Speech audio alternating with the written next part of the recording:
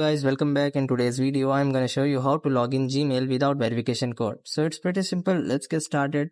So you have to just simply first update your application, or after updating your Gmail application, you guys have to just simply open up your Gmail application. So I'm just simply opening it. So after opening up, you have to just simply click on the top right corner of your name or your profile, and here you have to just simply click on add another account. So after tapping on that, now you have to just simply select the account which you want to connect without verification code. Now you have to just simply click on the account, and after that you have to just simply take a second, and now you guys will be able to see it is asking you for your Gmail account. So you have to just simply put your account credentials and click on login.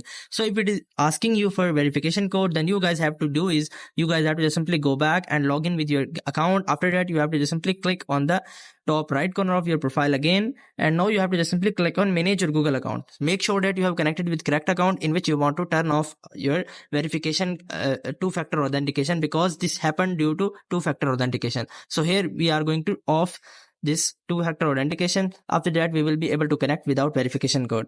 Now after coming to your account section, here you have to just simply swipe right to the above panel. Here you have to just simply go to the security panel. So after clicking on security, now you have to just simply scroll down, and here you will be able to see the option which is two-step verification.